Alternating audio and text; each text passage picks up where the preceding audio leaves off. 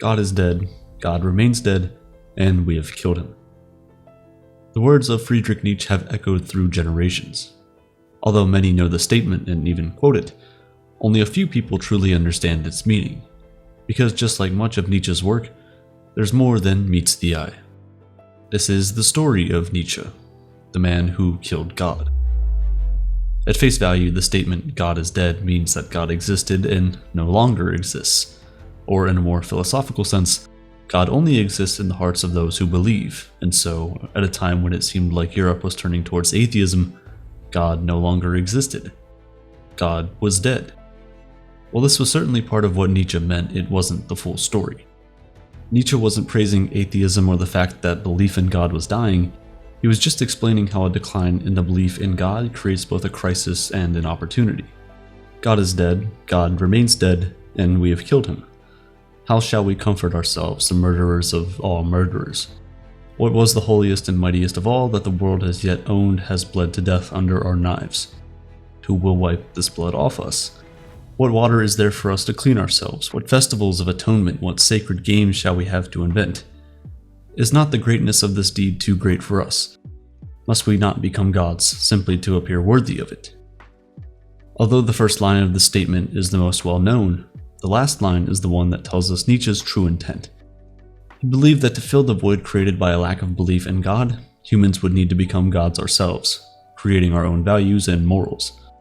For some this was liberating and comforting, but for others it was the validation they needed to commit heinous crimes against humanity. After dropping the most lethal weapon humanity had ever created, J. Robert Oppenheimer lamented, "Now I am become death, the destroyer of worlds." He realized he had opened Pandora's box and had forever put humanity in mortal danger. I can't help but wonder if Nietzsche would have felt the same way if he saw the results of his philosophy on our world. Or is it something he would have condoned or even encouraged? To figure that out, we have to go back to the beginning of his life and his philosophy. Before we continue with our story, I want to take a moment to thank the sponsor of today's video, Brilliant.org, the best place to learn STEM subjects interactively. I've been using Brilliant for years to learn new skills and concepts, from programming and computer science to mathematics and logic. Brilliant offers thousands of classes with real-world applications. All of Brilliant's courses are designed by a team of teachers, researchers, and professionals to be fun and interactive, but still meet the industry standard of quality. Each lesson is made to be really short, and thanks to their mobile app, you can learn wherever and whenever, whether you're on your daily commute, taking a break at work, or even in the bathroom. After ChatGPT's massive rise in popularity and Google's recently released Gemini, I've been really fascinated by how large language models work, and taking Brilliant's course of the same title taught me pretty much everything I needed to know. To try this course and any of the other thousands of lessons Brilliant offers for free for 30 days, go to brilliant.org/aperture or click the link at the top of the description, which gives you a 20% discount on an annual premium subscription. Back to our story. Ironically, Friedrich Nietzsche was born to a town pastor, Karl Ludwig Nietzsche, and his wife Franziska Nietzsche, in 1844. His uncle and both of his grandfathers were Lutheran ministers, and his grandfather on his father's side was a scholar who wrote about the survival of Christianity. It's safe to say Nietzsche grew up surrounded by Christianity. When he was 5, he lost his father to a brain hemorrhage, his 2-year-old brother died 6 months later. Nietzsche and his younger sister Elizabeth were left in the sole care of their mother. Losing both his father and younger brother so young had an impact on his personal beliefs, and these tragic events stayed with him his entire life. Growing up, he was interested in music and literature. He was notably fond of the composer Richard Wagner.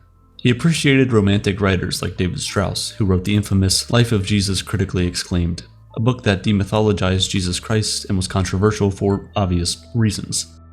Nietzsche went to boarding school and eventually enrolled at the University of Bonn in 1864, where he studied theology, the study of religion, and philology, the historical study of literary and canonical texts. During his time as a student, his peers and teachers considered him a brilliant scholar. He quickly directed his focus to philology and pursued it at the University of Leipzig. There he started reading the works of the philosopher Arthur Schopenhauer and was impressed by his godless worldview and the value of art in his philosophy of pessimism. Schopenhauer also understood humanity's main motivation, which he described as an aimless striving or desire. He believed that the will could never be satisfied. It always wants something, and when it gets what it wants something else. Anything this insatiable will inevitably lead to suffering. there's never satisfaction. If this sounds familiar, it's because Schopenhauer's pessimism was inspired by Buddhism. The Buddha insisted that craving was the source of human suffering, which is very similar to Schopenhauer's philosophy. Schopenhauer believed humans had to deny their will to be compassionate and good. This involved living a life of self-denial, rejecting earthly pleasures, and denying one's desire as much as possible. Filled with inspiration from Schopenhauer and Wagner, Nietzsche wrote his first book, The Birth of Tragedy. In it, he laments the loss of Dionysian energy in Western society. In Greek mythology, Dionysus is the god of fertility, wine, pleasure, and theater. Dionysian energy refers to the sensual, spontaneous, and emotional aspects of human nature. Nietzsche believed that since the time of Socrates, Western society had become too focused on logic and rationality, to the point where society had become repressed and even unhealthy. Perhaps there is a realm of wisdom from which the logician is exiled. Perhaps art is even a necessary correlative of and supplement for science. Nietzsche described reality and creativity as non-rational. This Dionysian spirit of embracing primordial creativity and the joy of existence was best expressed in art and music. In his time, there was what Nietzsche considered a rebirth of the tragic spirit in music by the likes of Wagner, Beethoven, and Bach. He felt their music was filled with Dionysian energy and could help save European culture from repression. At the University of Leipzig, Nietzsche met the German composer Richard Wagner, whom he admired greatly. Nietzsche enjoyed an almost familial friendship with Wagner, even though the composer was of a similar age to his father. They bonded over their appreciation for the philosophy of Schopenhauer and, of course, music. Even though their friendship was filled with conflict, Nietzsche was very proud to have Wagner as a friend. Their fights affected him deeply. After writing The Birth of Tragedy, Nietzsche turned away from Schopenhauer and Wagner, rejecting what he saw as a life-denying philosophy on one hand and art of the past on the other. He wrote his second major work, Human, All Too Human, which was more science-inspired. It moved away from the idea that art and tragedy would restore culture and toward a culture grounded in scientific knowledge. Amid the different philosophical trajectories, Nietzsche's friendship with Wagner ended. Human, All Too Human marks the first time Nietzsche started writing in short passages and aphorisms as a style to reflect his new philosophical direction. He didn't give a comprehensive account explaining why he started writing this way. Still, it did allow him to explore different themes and perspectives in each book, and it likely also worked better for him due to his frequent bouts of illness. Nietzsche was very sick throughout his life. At the age of 23, he was injured in military service. He suffered a chest wound that took a long time to heal. At 25, he contracted diphtheria and dysentery while taking care of wounded soldiers in the Franco-Prussian War. At 34, Nietzsche resigned his position as a professor at Basel University due to his health issues. He had eyesight problems, migraine headaches, and was prone to vomiting. His health deteriorated so much that he was unable to function in his role. While Nietzsche struggled with his physical health, he pursued the value of good psychological health in his work. For Nietzsche, that meant avoiding the abyss of nihilism while at the same time staying far away from biblical values that he considered unhealthy. In one of his works, The Gay Science, he famously declared that God is dead. He believed that belief in the Christian God was becoming increasingly difficult to maintain and that it was destined to collapse. This wasn't surprising, as Nietzsche was writing after the Age of Enlightenment in Europe. The Age of Enlightenment was an intellectual and philosophical movement in Europe around the 17th and 18th centuries. During this period, there was a scientific revolution, and religion started to take a back seat in favor of reason and the scientific method. The power of religious authority, which had been dormant for over a millennia, was shrinking in its influence over European society. Atheism was becoming more accepted and popular. However, unlike most other atheists at the time, Nietzsche wasn't interested in proving that God didn't exist. He considered that a given, so he focused on preparing society for the inevitable absence of a God figure and the long shadow it would cast on humanity. Without God, the morals of Judeo-Christianity lost their foundations for belief. Philosophers in Nietzsche's time tried to find a rational justification for these same values, but Nietzsche thought this was naive. Without God, these values will ultimately vanish, but they're thoroughly ingrained in the psyche of the Western world. To uproot them, Nietzsche took it upon himself to deconstruct the origin of these values by demonstrating that they don't have a foundation in rational thought. In his book, The Genealogy of Morals, Nietzsche deconstructed values in the Bible to show that they come from slaves' resentment toward their masters rather than a rational concern for others. He described the dominant emotion that created slave morality as slaves' prejudice against their masters who had achieved the kind of happiness they could not. Before the dominance of slave morality, the masters or nobles evaluated people using a good and bad framework. They value people based on their exceptionality. Nietzsche referred to the way nobles valued things as master morality, given that the nobles were masters of the slaves. Slave morality took the nobles' values and condemned them as evil and the opposite to be morally good. Any harm towards another person was considered morally wrong. This was their philosophical revenge against the masters, born from resentment. Christianity was Nietzsche's primary example of slave morality, valuing equality, humility, selfless concern for others, love, and forgiveness.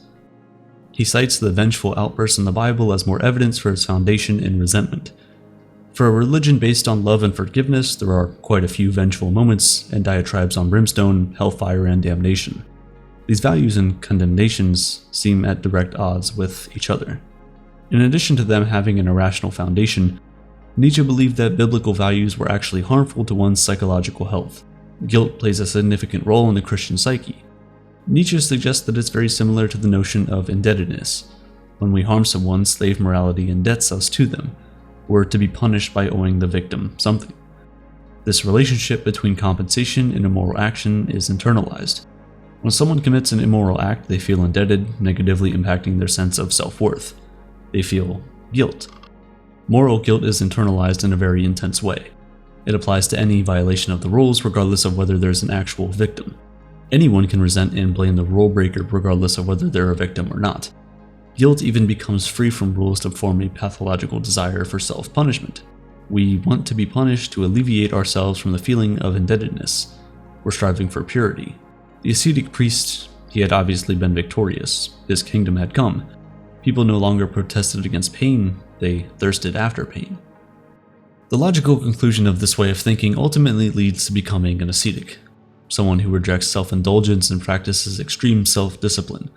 The only way to live free from the feeling of indebtedness is to always be punishing yourself. According to Nietzsche, this harms a person's sense of self-worth. A big problem for Western society is that the death of God leaves a void that humans need to fill as valued creatures. Nietzsche believed it was the role of philosopher types like himself to create these values. Nietzsche isn't a nihilist as many may have assumed. Although he's usually credited as the father of nihilism, he's actually protested against it. While acknowledging that there's no inherent value in anything, Nietzsche believed that living in this valueless state can lead to despair and suicide, and as a result, should be avoided. That's why Nietzsche spent much of his time writing proposing new values for humanity. However, how he intended his proposed values to be understood isn't 100% clear. He most likely didn't mean for them to be taken as objective truth, because he insists that values must be created. They don't exist in the world to be discovered. In this way, Nietzsche believed in perspectivism, the philosophy that we don't have access to objective truth in the world because we always view things from a perspective. We can't access an independent point of view like some omniscient God. When philosophers write about an objective truth, Nietzsche suggests they're speaking more about themselves and the perspective rather than the truth. He seems to think of value creation almost as an artistic expression.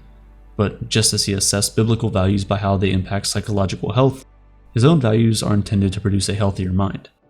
The ultimate goal of his values is to create the conditions for a healthier psyche in a post-God world, where slave morality rejects so much of life, like bodily pleasures and excellence.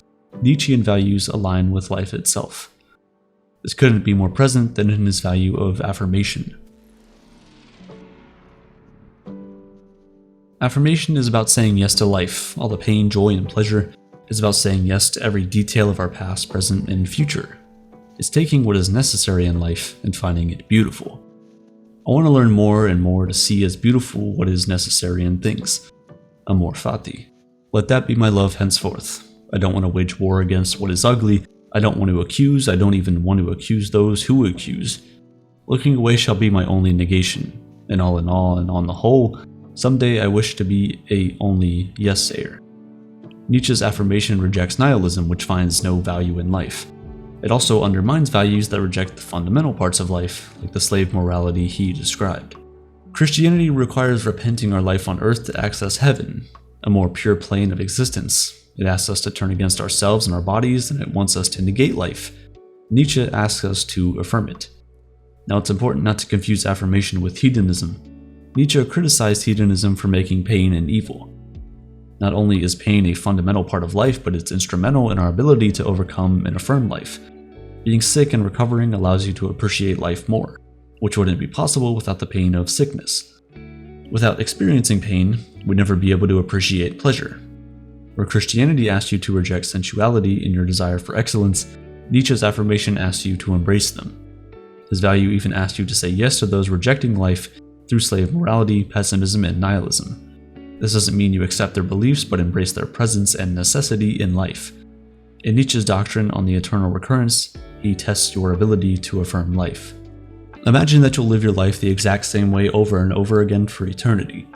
Your life as it's lived is a cycle that will keep repeating. Can you say yes to your most painful, embarrassing memories? Can you allow them to happen again and again for eternity? Will you live the rest of your life in a way you can affirm? This test helps you affirm that everything that has happened to you in your life up until this moment was necessary and teaches you to strive towards a life that you would be willing to live over and over again. And not just the good parts of life, you say yes to everything, from the highs of a young romance to the lows of your most painful breakup. After Nietzsche left his university position, he lived a nomadic life, traveling Europe, looking for a more accommodating climate for his health. He became friends with an academic named Lou Salome, with whom he had a strong intellectual connection. Nietzsche, his friend Paul Ray, and Salome planned to move in together to form an intellectual commune, but both Nietzsche and Paul developed romantic feelings for Salome. She left to go live with Paul after Nietzsche proposed to her unsuccessfully, and it was a painful end to their collective relationship. In his writing, Nietzsche described a person capable of affirming their life entirely as superhuman or Übermensch. In his text, Thus Spoke Zarathustra, the prophet Zarathustra prepares his disciples for the coming of this superhuman. The Übermensch wasn't a specific person or race destined to enslave others, as some have carelessly interpreted. It's just somebody who embodies Nietzsche's value of affirmation to its fullest extent. Someone who embraces all of life, not rejecting it as the worshippers of slave morality do. If we're to affirm everything of life itself, for Nietzsche, that means embracing an undeniable internal drive that is present in all living things. This internal drive is what he called a will to power, an ingrained inclination towards growth, strength, and expression. We find happiness in overcoming resistance to achieve our end, which ultimately gives us a sense of power and satisfaction. Life will grow, spread, seize, become dominant, not from any morality or immorality, but because it's living and because life simply is will to power. If this rubs you the wrong way, you're not alone. It's one of the most controversial parts of Nietzsche's philosophy. He believed our will to power is inescapable as it's a fundamental component of life. To express our will to power is to live more healthy. While this view encourages mastery in the form of self-overcoming, it also seems to encourage domination over others. Nietzsche believed we shouldn't pretend all humans are equal and that the more powerful and skilled people should lead the weaker ones. The problem with this ideology is that while it might seem healthier for the individual to express their desire to expand and dominate, that domination comes at the expense of another person who is dominated and not free to pursue their own will to power. It's because of this that many people blame Nietzsche's philosophy for the rise of Nazi Germany and other totalitarian states. Although some scholars have suggested that Nietzsche put a much bigger emphasis on self-mastery rather than the dominion of others, that notion continues to be debated. In reality, Nietzsche was never a big proponent of nationalism, and in fact he greatly opposed the big state and nationalism. Any references to his work from the Nazis were extremely superficial. Hitler read very little of his work and even professed that he had no use for Nietzsche's complex ideas. Nietzsche's philosophy was non-racial, and he vehemently opposed the growing anti-Semitism in Germany. He even refused to go to his sister's wedding because she was engaged to an anti-Semite. Nietzsche was also deeply troubled by his friend and composer Richard Wagner's antagonism towards Jews. In 1889, Nietzsche collapsed trying to defend a horse from being whipped. He became an invalid for the remaining 11 years of his life. His sister, fresh from a failed Aryan colony, took care of him and looked after his body of work. She published a book from his scattered writings called The Will to Power. Its status among Nietzsche's text is somewhat questionable, since someone with an ideological agenda put it together. But there are plenty of consistencies with Nietzsche's other work to warrant consideration. Another core value of Nietzsche is his commitment to truthfulness. If we're to affirm life in its entirety, we have to be honest about it. We shouldn't be satisfied by a notion of truth simply because it makes us feel a certain way or has a practical benefit. Nietzsche was critical of the Christian apologetic argument that claims that since Christianity can make us feel good, it must be true. Few would accuse Nietzsche of not being boldly honest. His writing is often slanderous and scathing in critique. Few people in this world have thrown such scathing words towards priests as Nietzsche. He even accused them of exercising their dominion over others for satisfaction, while guilting Christians for harboring the same sinful desires. At the same time, Nietzsche warns that an unconditional devotion to the truth can harm the values that make life worth living. Too much honesty about the world can lead to nausea and suicide. You can see how he always tried to avoid the pit of nihilism in his work. Our demands for truth can also be never fully satisfied. We're cognitively limited and are prone to delusion and error. We have to be satisfied with appearances over objective knowledge. Nietzsche believed art could work as a goodwill to appearance to alleviate the burden of honesty. It can make the breath of life beautiful even when it's painful. He encourages a level of illusion to make affirming life more palatable. Knowledge kills action, for action requires a state of being in which we are covered with the veil of illusion. If Nietzsche's value of truthfulness in art as unnecessary illusion seems like contradictions, that's because, well, they are. Nietzsche's values don't work as a perfect system, which can confuse readers of his work. But it all makes a bit more sense if you consider another important value of his: pluralism. According to Nietzsche, we only have perspectives on truth. But to make our best attempts at knowledge, we need to be able to use different outlooks, values, and perspectives to evaluate something. The more eyes, different eyes, we know how to bring to bear on one and the same matter, that much more complete will our concept of this matter, our objectivity, be. In this way, having multiple competing values would help one find a superior way to evaluate things in life. Understanding Nietzsche's values in this way makes sense. They support each other but also oppose and limit each other. His value of affirmation supports his value of life and power. To affirm all of our existence, we need to acknowledge our desire for power. However, his value of honesty runs into limitations when considering that we need useful illusions to avoid nihilism. While Nietzsche's values were important to him, he never wanted them to be adopted the way a student adopts facts. He wanted his followers to create themselves and their own values. In Thus Spoke Zarathustra, the prophet Zarathustra is greatly disappointed when his followers simply adopt his teachings. He offers this departing advice: "Now I go alone, my disciples, you too go now alone. Thus I wanted. Go away from me and resist Zarathustra, and even better, be ashamed of him. Perhaps he deceives you. One pays a teacher badly if one always remains nothing but a pupil. Now I bid you to lose me and find yourselves, and only then when you have all denied me will I return to you, that I may celebrate the great noon with you." He wanted us to create values like artists making art. Despite the case he makes for his own, it's unlikely he thought value creation should end with him. Nietzsche encouraged people to be free spirits, to embrace self-determination, and to reject committing to the values of others. However, Nietzsche clarifies that individuality alone doesn't give someone value. A person has to work on value creation and self-governance, not just on being unique. Nietzsche believed you should give yourself laws to follow and exercise self-control based on them. Most importantly, you shouldn't blindly follow and worship the values of others. Fanaticism is the opposite of what Nietzsche had in mind. Nietzsche routinely described higher and lower types in his work. The higher ones are people like Napoleon and the writer Goethe, who he believed were able to achieve an excellence and live without the constraints of traditional morality or slave morality. They have a psychophysical makeup that enables them to pursue greatness. Importantly, they were autonomous in nature, exuding qualities of a free spirit. These higher types could commit all of themselves to a greater purpose of their own design. They weren't perfect examples of what Nietzsche values, nor should they be. Of Nietzsche's examples of higher types, most were artists and intellectuals. Napoleon is the only example of a person who pursued the domination of others through war. The lower types are those who slavishly obey traditional values and seek to bring the higher types down to their level. They are weaker individuals, by comparison, resenting anyone who embodies excellence and a free spirit. Nietzsche didn't imply that these types could be divided based on race or class, but could be recognized by key traits. The traits aren't mutually exclusive. Nietzsche insists many individuals have both higher and lower traits. There's a strong element of determinism in Nietzsche's writing.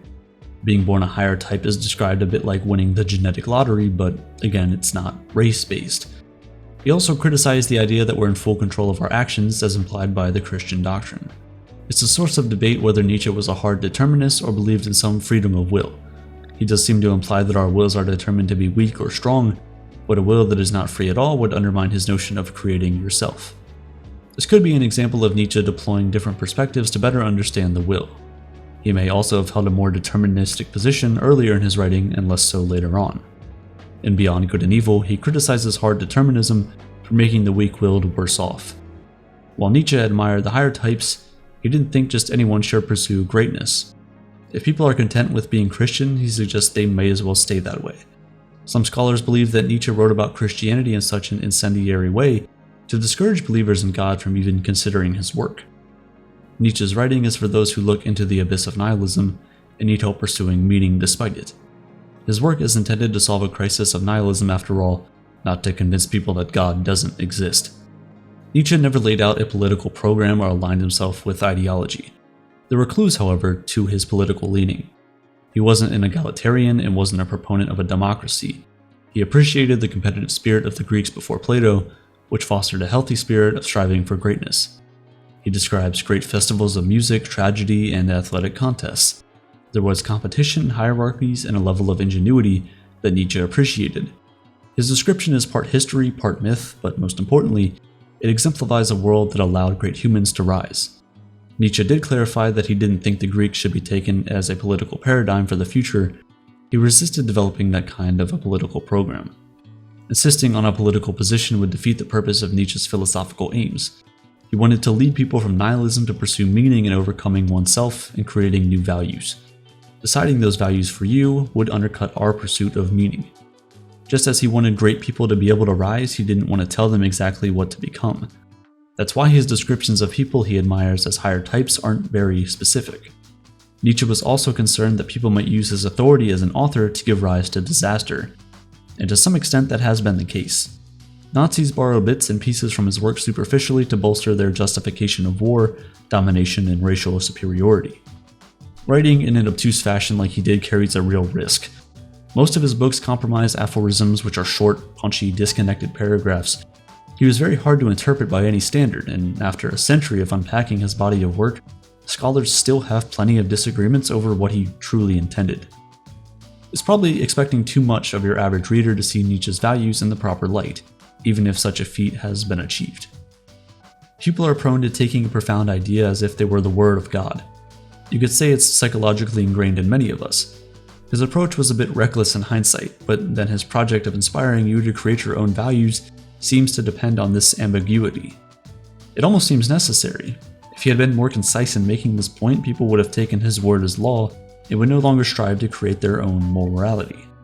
And while willful misinterpretations of his work likely contributed in a small way to the rise of Nazism, more thoughtful interpretations had a big influence on psychology, sociology, philosophy, and the arts.